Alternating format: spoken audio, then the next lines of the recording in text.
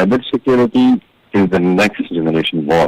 जो next war है, that is all about cyber security. उसमें गन्स नहीं चलेंगी, तोपें नहीं चलेंगी. अगर हम recently जो events हुए हैं, उसको भी थोड़ा सा देखें, तो उसमें भी मोस्टली जो अटैक्स हुए हैं, जिस चीजों की वजह से हमने डिफेंस किया है, that was basically cyber security. हमने जितने भी उनके अटैक्स थे डिफरेंट, तो उनको we use the strategy of offense for defense. हमने उनके उन पॉइंट्स को सबसे पहले ही नाकारा कर दिया जहां से वो हमारे ऊपर साइबर अटैक्स कर सकते थे. And in this even I feel so happy कि not from the government point of view जो लोग प्रोफेशनल हैं समझते हैं, लेकिन जो लोग लेमैन भी थे उन तक कुछ लोगों ने डिफरेंट लोगों ने ग्रुप्स बनाए और मैसेजेस शेयर किए कि इस टाइम पे cyber security point of view से आपको कोई लिंक आता है तो you don't have to share, कोई मैसेज आता है you don't have to share any information. So I feel proud कि हमारे वो लोग जिनको बिल्कुल भी नहीं था पता साइबर सिक्योरिटी का, they learn a lot in this event. लेकिन यू नेवर नो कि किसके पास व्हाट्सएप में क्या इन्फॉर्मेशन है, उसके पास कॉन्टैक्ट में कौन है, उसके पास